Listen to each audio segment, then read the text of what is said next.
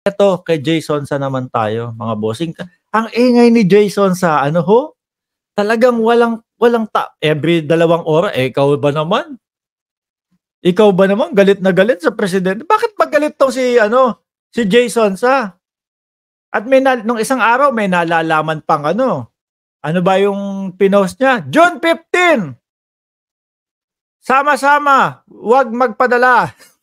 Sabi sabi ko, posible ba 'yun? Paano kung may mga pangangailangan yung pamilya niya, nadamay pa o magugutom pa yung pamilya? June 15 daw po, mga kababayan, may gagawin silang maisog ano tawag nila dito? Maisog something, OFW, Non-Remittance Day. Ibang klaseng mag-isip si bossing mga kababayan. Sabi ko tanda-tanda na, jologs pa din kung ano-ano pinag-iisip. I-shoutout lang natin dito, sabihin lang natin doon sa sumusuporta kay Pangulong Bongbong Marcos at sa gobyerno ng Pilipinas, sabihin lang natin, mga kababayan, meron silang ganitong plano. Sabay-sabay tayo magpadala ng A15. Yung magpapadala ng A30, ipadala na natin ng A15. Di ba? Tapos, ang problema nila, baka mamaya, ang mangyari pa ho, mga bossing, yung A15 ng June, sabihin pa, maihayag pa. Nako, pinakamataas na remittance na nangyari sa historya. June 15. Eto naman po, ang post kada dalawang... Natutulog pa kaya ito si Jason sa? Manong, natutulog ka pa ho ba?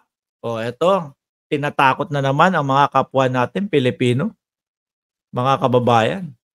Jason sa, hoy mga singkit! Good morning. May ganun pa, ano po? Nadjojologsan ako ngayon dito. Tanda-tanda na ang jologs pa, Narinig nyo na ba yung sinabi ni President Bonget ng Pilipinas? Kapag may nategi sa pagkanyon nyo ng tubig, red flag iyan. Digmaan na. Ano pa ba ang magiging reaction mo? Bilang isang presidente, ikaw, tutunganga ka na lang. Okay lang yan. Sige, walang problema. Pagpasensyahan na natin. Lalo na sinasadya. Di ho ba? Lalo na sinasadya nung pagbomba ng tubig. Gusto talagang tegihin. Nganga ka na lang kapag ikaw ang presidente. Palibasa kasi sila, mga bossing, ang hilig yung mga gumamit ng mga matatapang na salita, yung mga PI, mga pagganon-ganon ho nila, mga kababayan. Pero in reality, sa totoong buhay, sa totoong galawan, mga bossing, duwag naman itong mga ito. Ano po? Medyo anuhan mo lang, medyo lagyan mo lang ng konting tawag dito. Lagyan mo lang ng konting bombahin namin ang Pilipinas. Mga nangangatog na ang mga gold-tip nitong mga ito. No? Mga nangangatog na yung mga itlog. Sabi ko nga po sa inyo, mga bossing, kahit paulit-ulit tayo dito.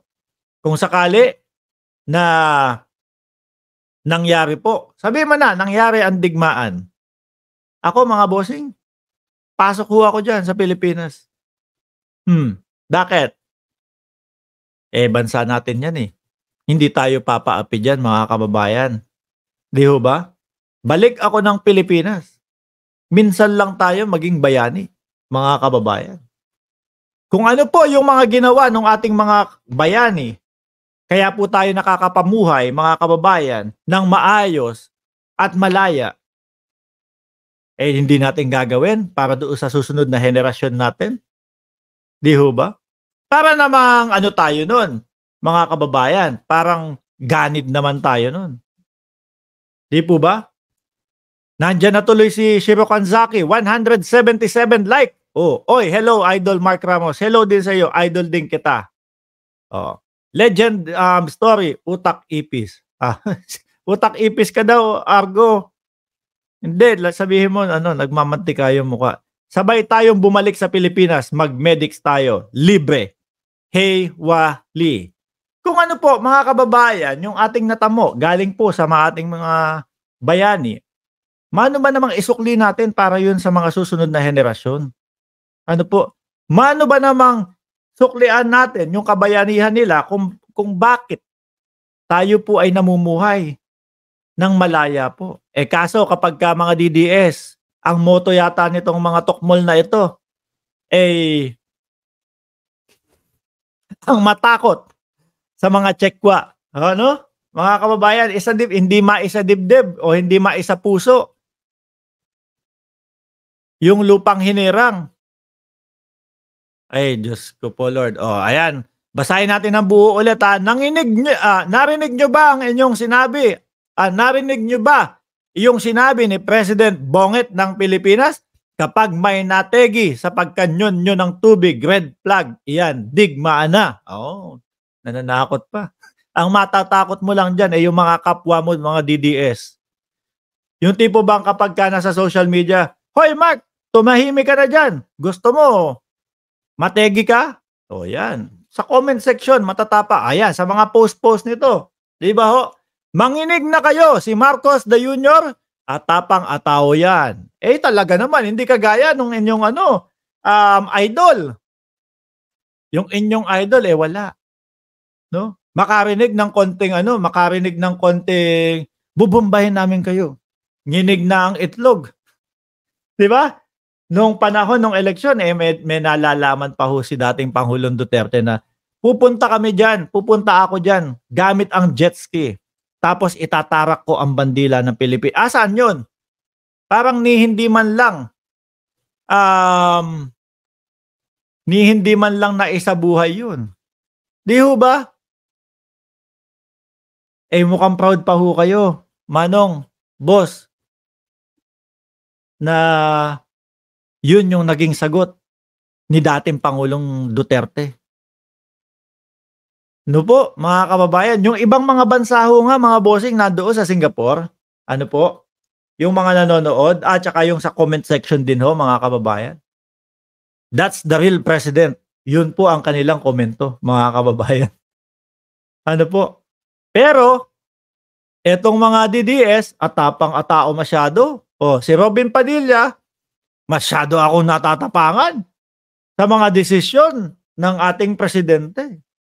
Yung idol mo, Bonifacio, lumalaban, maipagtanggol ang ating bayan. Nang gulok lang ang gamit.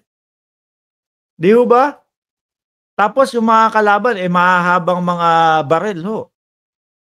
Tapos ngayon, si Binoy, masyado akong natatapangan sa ating presidente kasi ang gusto niyang puntuhin doon, mga kababayan, ang gusto niyang puntuhin ho doon, mga bossing, dahil kulang daw po tayo. No? Kulang daw ho tayo nung mga kagamitang pagpandigma.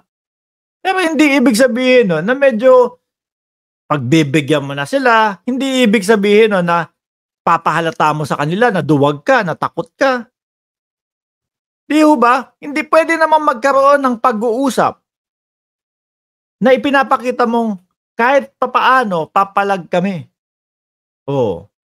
Kagaya na lang ho, mga bossing, nung naibalita din kahapon, sa China open for dialogue to Philippines over the sea dispute.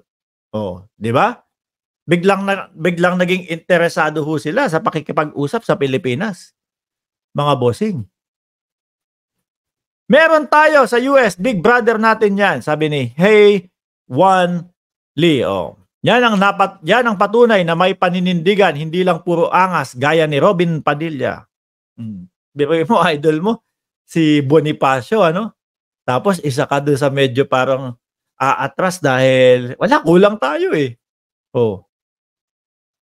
Tandaan nyo ho, mga kababayan, pag nagpatuloy ho itong pambubuli ng China, pag ito po natuloy-tuloy lang, hindi nagpapigil, kawawa po yung susunod na henerasyon natin. Sino ba yung mga susunod na henerasyon?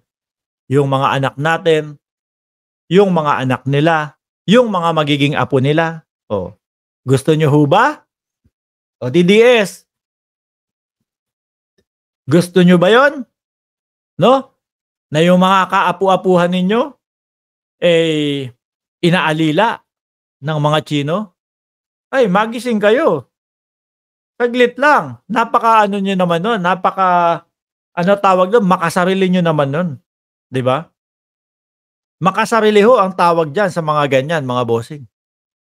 Biruin mo yung dati natin, yung mga presidente Yung mga bayani natin dati, nakipagsapalaran, isinapalaran nila ang kanilang buhay para tayo, mamuhay ng malaya. Tapos tayo, hinayaan lang natin yung mga susunod nating henerasyon. Di ba, Ma'am Cheryl Santa Maria? Tama ba ako? Johnny Adelantar? Oh, wag patulugin. Hindi niya mapakinggan yung tamang impormasyon. Shiro Kansaki. Abner Magbanwa, shout out sa iyo. Lito Mendoza, sa pelikula lang matapang si Binoy at walang alam sa MDT, hindi kagaya ni PBBM. Alam kung paano pamunuan ang bansa. Paano ho kapag ka isinigaw ng mga DDS? Robin Padilla for President. Diyos ko Lord.